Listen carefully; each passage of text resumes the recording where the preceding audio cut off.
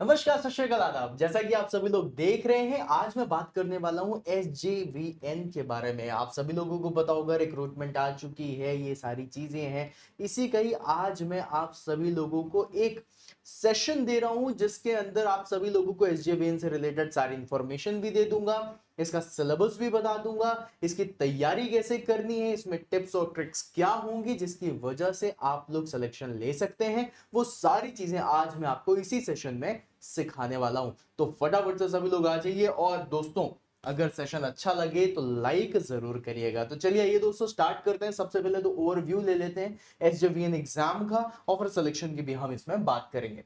तो अगर मैं देखूं यहां पर, तो आप लोग देख पा रहे हैं, भाई चेंज हो जा। Hmm, yes, okay.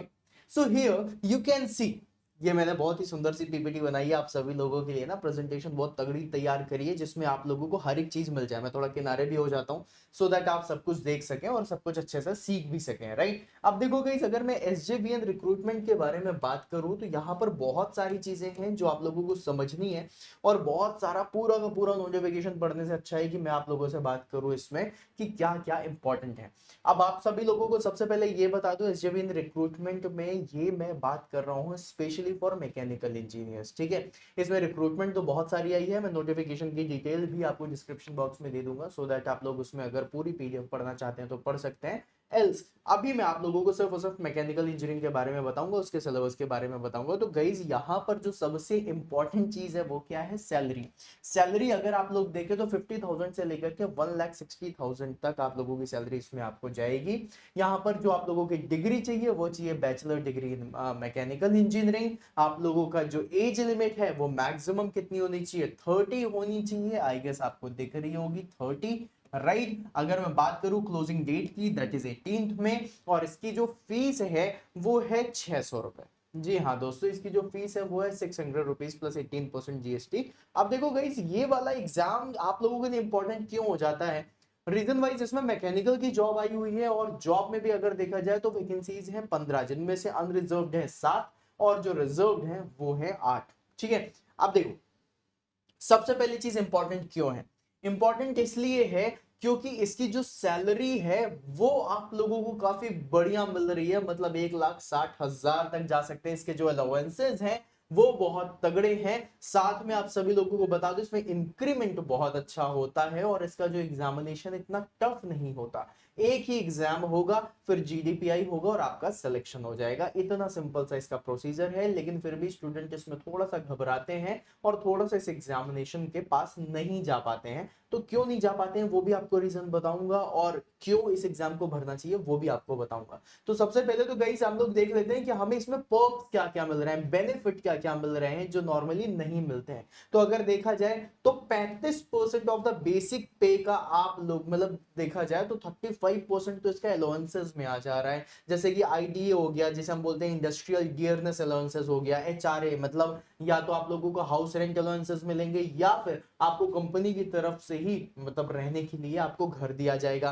फिर उसके बाद सीपीडी मिलता है, जिसे हम कंट्रीब्यूटरी प्रोविडेंट फंड बोलते हैं। साथ में कन्वीनियंस रिम्बर्समेंट मिलता है, कहीं जाओगे गाड़ी घोड़े की जरूरत है वो भी आपको दिया जाएगा, गाड़ी भी मिलेगी, ठीक है। साथ में लीव इनकैशमेंट, भाई बहुत सारे स्टूडेंट्स, अब अभी तो आप स्टूडेंट हो, कल की डेट में ऑफिसर बनोगे, तो मेरे मुंह से स्टूडेंट निकल रहा है, तो बहुत सारे जो स्टूडेंट्स हैं जो ऑफिसर बनेंगे कल की डेट में, तो बहुत सारे ऑफिसर्स क्या करते हैं मेरे दोस्त, ज्यादा लीव उनकी यूज ही नहीं होती। इतनी सारी छुट्टियां पहले से होती हैं तो लीव यूज होती नहीं है, लीव पड़ी रहती है। तो हम लीव इनकैशमेंट, मतलब लीव के बिहाफ में भी आप पैसे ले सकते हो कि भैया हमने यूज नहीं करी, इसके हमें पैसे ही दे दो, है ना। तो इसके पैसे भी आपको मिल जाते हैं। फिर उसके बाद परफॉर्मेंस रिलेटेड पे भी है, भाई बहुत सारे लोग हैं जो बहुत अच्छा काम भी करते हैं, जो काम करते हैं उनको परफॉर्मेंस रिलेटेड पे भी मिलता है। और फिर मेडिकल फैसिलिटी भी है आपके लिए और आपके ऊपर जो डिपेंडेंट लोग हैं, जैसे कि आपकी वाइफ हो गई, आपके बच्चे हो गए, आपके मम्मी पापा हो गए, आप सबके लिए मेडिकल फैसिलिटीज भी मिलती हैं, ठीक है। तो ये तो इसका एक एक टर्म हो गया, है ना।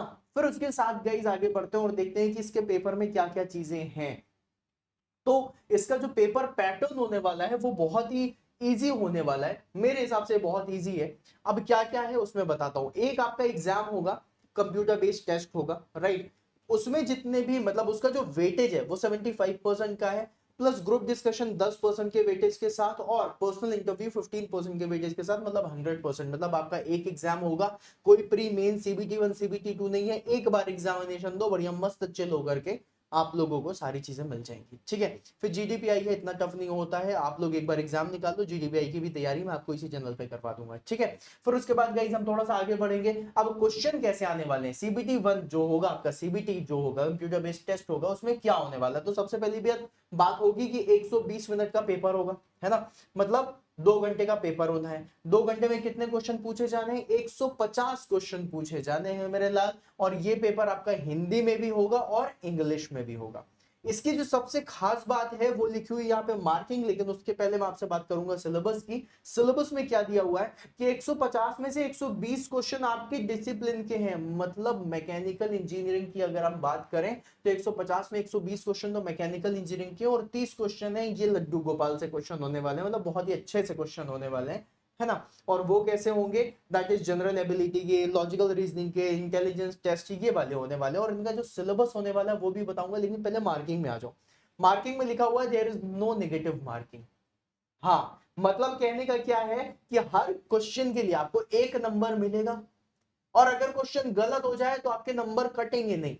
हाँ, लेकिन ये नहीं है कि आपने अटेम्प्ट नहीं किया तो भी नंबर मिलेंगे, जितने क्वेश्चन अटेम्प्ट किए जाएंगे उतने नंबर आपको मिलेंगे। और अगर गलती से आपने गलत क्वेश्चन कर दिया तो नेगेटिव मार्किंग नहीं है। मतलब इस क्वेश्चन पेपर में आपको फायदा क्या मिलेगा कि आप बढ़िया अच्छे से कैलकुलेटिव रिस्क ले सकते हो, तुक्का भी लगा सकते हो, जय माता दी, ये जय माता दी भी मत करना, लेकिन यहां पर नेगेटिव मार्किंग नहीं है, इसका ये बहुत बड़ा बेनिफिट है। फिर उसके बाद गाइस आगे बढ़ते हैं। ओके, अब आता है सिलेबस। जब मैं सिलेबस के बारे में बात करता हूं तो गाइस इसका सिलेबस काफी वास्ट है। Strength of material, industrial engineering, अच्छा ये जो मैंने पॉइंट्स लिखे हुए ना, जितनी भी चीजें लिखी हुई हैं गाइस, ये एसजेवीएन ने ऑफिशियली बताया हुआ है। ये सिलेबस मैंने नहीं लिखा है, ये एसजेवीएन ने खुद दिया है, तो मतलब ये सिलेबस आपको फॉलो करना है। अब जो मैंने आप लोगों से बोला था बहुत सारे स्टूडेंट इसका फॉर्म नहीं भरते, उसका रीजन इसका वास्ट सिलेबस। सिलेबस इसका काफी वास्ट हो जाता है, बहुत सारी चीजें। सोचो इंडस्ट्रियल इंजीनियरिंग में इन्होंने बहुत सारी चीजें पूछी हुई हैं, वैल्यू इंजीनियरिंग तक, वैल्यू एनालिसिस तक चले गए हैं, है ना। फॉरट्रान के बारे में पूछ रहा है, लैंग्वेज वगैरह डाल दिया है, लोटस i24, सी, एलिमेंट्री प्रोग्रामिंग, ये सब भी इनसे पूछा जा रहा है। अब ये जैसे कोई स्टूडेंट देखता है पहले घबरा जाता है, कैसे दे पाऊंगा इतना कठिन, इतना तो पढ़ा ही नहीं है। हाँ मेरे लाल, आपने नहीं पढ़ा तो किसी ने भी नहीं पढ़ा है। हाँ सच में भाई, जो चीज आपने नहीं पढ़ी तो मतलब आप जो तैयारी कर रहे हो वो तो दूसरा भी तैयारी कर रहा है ना, तो उसने भी नहीं पढ़ा होगा। तो कंपटीशन फेयर ही होता है, बस एक्स्ट्रा एज उसे मिल जाता है जिसने थोड़ा सा एक्स्ट्रा मेहनत करके कुछ एक्स्ट्रा टॉपिक्स है जिनके ऊपर एक बार नजर ही डाल ली। रीजन क्या हो जाता है, नजर डालने के बाद जब आप एग्जामिनेशन में बैठो और आपको जब ये डर नहीं है कि क्वेश्चन गलत हो जाएगा, तो फिर अच्छा ये नहीं ये तो होगा ही होगा, टिक लगा देते हो, राइट। तो यही चीज होती है। मशीन डिजाइन के बारे में हो गया, तो ये सिलेबस है जो मैंने आप लोगों को गाइस दिखाया है। ये पूरा का पूरा सिलेबस दिया हुआ है, some, machine design, industrial, then after that heat transfer, REC, thermodynamics, fluid mechanics, फिर उसके बाद है आप लोगों का fluid machinery, then production engineering, power plant engineering, फिर उसके बाद आप लोगों को operation research, control system, elementary control, then mechanical measurement instrument, ये सारी चीजें, ये सिलेबस है। 120 क्वेश्चन इससे आने हैं और 30 क्वेश्चन आने इससे, general knowledge, general aptitude, reasoning, mathematics, language and behaviour aptitude, इससे आने हैं भाई साहब, बस इतना होना है। अब आप बोलोगे सर सिलेबस तो बड़ा है, जी हाँ बड़ा है, बिल्कुल बड़ा है। क्या करना चाहिए, कैसे तैयारी करनी चाहिए, यह भी तो पता होना चाहिए। What should be our road map, आओ इसके बारे में देखते हैं। तो गाइस अगर मैं रोड मैप के बारे में बात करूं तो आप किस तरीके से तैयारी करोगे, तो मैं हमेशा कहता हूं किसी भी एग्जामिनेशन में जाने से पहले एग्जाम के बारे में जान लो। तो अब तुम्हें ये चीज पता चल गई भाई, 120 मिनट में 150 क्वेश्चन सॉल्व करने हैं, और 150 के 150 क्वेश्चन सॉल्व करने हैं, रीजन नो नेगेटिव मार्किंग। भाई 10 क्वेश्चन लगाया, 10 में से 2 भी अगर सही हो गए तो तुम्हारा फायदा होने वाला है ना, 10 तुक्के लगाए उसमें से 2 भी सही हो गए तो फायदा ही है, ठीक है। तो अब कहीं इसमें क्या करना, इसमें जो प्रीवियस ईयर के एनालिसिस है उसको जरूर देखना कि भाई पेपर उठाना, एसजेवीएन का जितने भी पुराने पेपर तुम्हें मिल सके, गूगल में सर्च करना है एसजेवीएन के, तुम्हें पुराने पेपर जरूर मिल जाएंगे गाइस, उसको उठाना, उसको उठाने के बाद देखना कि उसमें से मुझसे क्या क्या चीजें बन रही हैं, और उनमें से जो जो तुम्हारे कमजोर पॉइंट्स होने वाले हैं, वीक पॉइंट्स होने वाले हैं, उनको सबसे पहले टिक कर दो, राइट। कि भैया अच्छा ये वाला पॉइंट है जो मुझसे नहीं बनता, ये वाला पॉइंट है जो मुझसे नहीं बनता, ये वाला पॉइंट है जो मुझसे नहीं बनता, चलो मैंने ये टिक कर दिया। फिर उसके बाद सबसे पहले तुम्हारा फोकस उसी वीक एरिया पे होना चाहिए, डब्ल्यू मतलब वीक एरिया, ठीक है। तो तुम्हें एक्स्ट्रा फोकस देना है, पढ़ाई तो पूरी करनी है, कर भी रहे हो, एसएससी जेई के लिए, आरआरबी जेई के लिए, अभी बिहार पीएससी भी आ गया, उसके लिए हर चीज के लिए तैयारी तो चल ही रही है, साथ में तुम इसकी भी तैयारी कर लो भाई, तुम्हारा क्या जा रहा है ना। जो वीक एरियाज है उसमें 1 घंटा थोड़ा और टाइम दे दो, बेहतर हो जाएगा। तो वीक एरियाज पे फोकस कर लेना। फिर उसके बाद जब वीक एरियाज पे फोकस तुम्हारा चल ही रहा होगा, उसी के साथ साथ तुम्हारी क्वेश्चन प्रैक्टिस चलनी चाहिए मेरे लाल, ये नहीं रुकनी चाहिए। क्वेश्चंस के थ्रू ही तैयारी करो। जो ये जो साइड साइड की एग्जामिनेशन है भाई, जैसे फॉर एग्जांपल मैंने एसएससी जेई टारगेट बनाया हुआ है, ठीक है। अब एसएससी जेई के लिए मैं थ्योरी भी पढ़ूंगा, कॉन्सेप्ट भी पढ़ूंगा, शॉर्ट नोट्स भी लगाऊंगा, सब कुछ करूंगा। लेकिन एसजेवीएन का एग्जाम ऐसा आ गया जिसके लिए मैंने फोकस नहीं कर रहा था कि मेरी जिंदगी का एकमात्र मकसद है कि मुझे एसजेवीएन निकालना है, ये तो नहीं कर रहा था, है ना। तो भाई ये एकमात्र मकसद नहीं है, लेकिन अगर एग्जाम आया है तो मैं इस एग्जाम को जरूर दूंगा, क्योंकि मैं तैयारी करता हुआ जा रहा हूं। या तो मैं सिलेक्शन लूंगा या फिर इस एग्जामिनेशन से सीखूंगा कि भैया और किस तरीके के क्वेश्चन आ सकते हैं, है ना। 600 रुपए का फॉर्म है, बहुत ज्यादा महंगा फॉर्म भी नहीं है। 6 दूनी 12, 6 दूनी 12 मतलब 708 रुपए का फॉर्म होगा, ठीक है। तो गाइज अब 708 रुपए का आपका फॉर्म है। फिर उसके बाद आप लोगों ने क्वेश्चन प्रैक्टिस करी। अब क्वेश्चन प्रैक्टिस भी ऐसा नहीं कि बस क्वेश्चन प्रैक्टिस में 100 में से 50 क्वेश्चन लगा लिए, 50 तो बन गए चलो, है ना। अब करोगे रिवर्स एनालिसिस। जो 50 बन गए उनको किनारे रखो, जो 50 क्वेश्चन नहीं बने वो देखो क्यों नहीं बने, उनकी अप्रोच में कहां कमी थी, क्या थ्योरेटिकल मिस्टेक हो गई, क्या मुझसे नहीं बना, क्या चीज याद नहीं आई, क्या ये मेरा कमजोर टॉपिक तो नहीं है, मेरा स्ट्रॉन्ग टॉपिक होने के बाद भी अगर गलत हो रहा है तो मैं इसमें किस जगह पे मिस कर रहा हूं, ये सारी चीजें आप लोग ध्यान दो, ठीक है।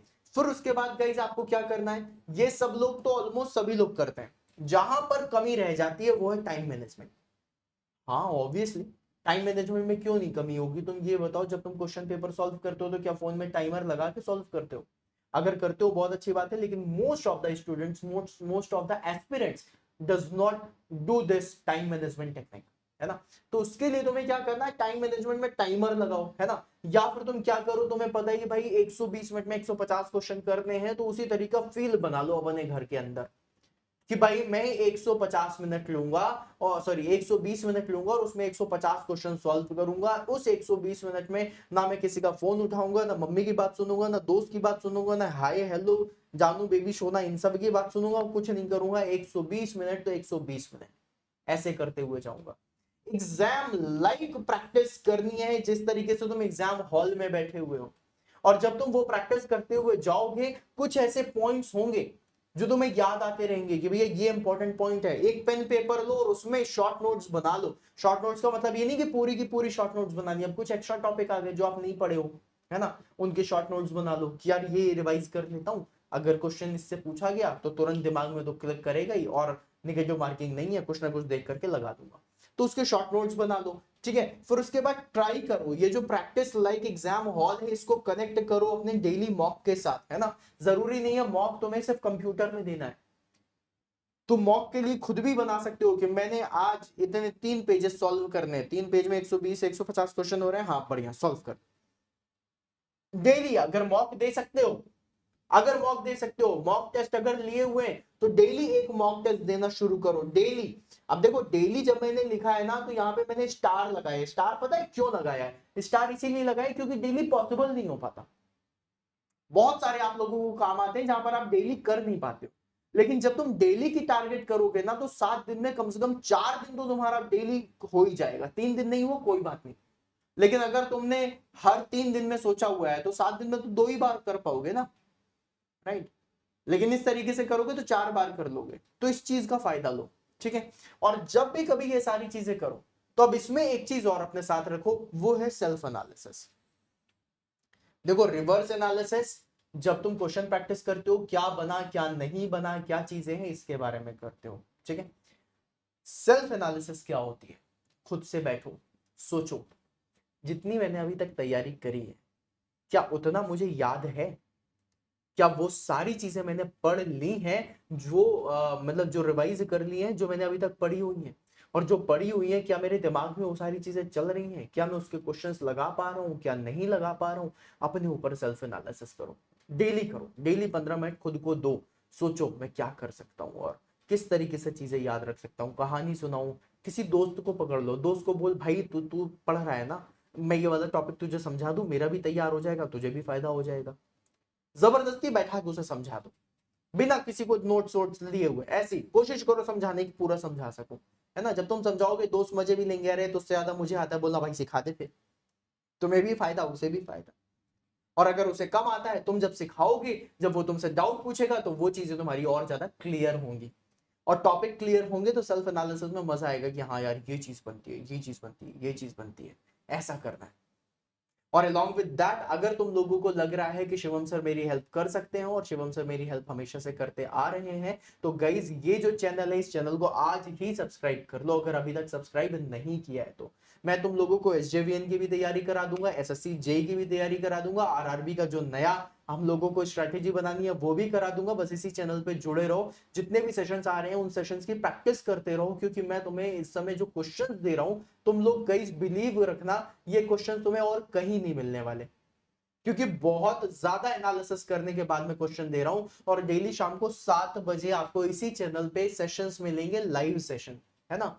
हम लोग शुरुआत करने वाले हैं 30 अप्रैल से फ्लूइड मैकेनिक्स की, ठीक है। तो जितने भी स्टूडेंट हैं जिन्होंने अभी तक फ्लूइड मैकेनिक्स नेक्स्ट लेवल पे तैयार नहीं करी है, तो आ जाना इसी चैनल पे, शाम के 7 बजे हम मिलेंगे और बढ़िया वाली तैयारी करेंगे।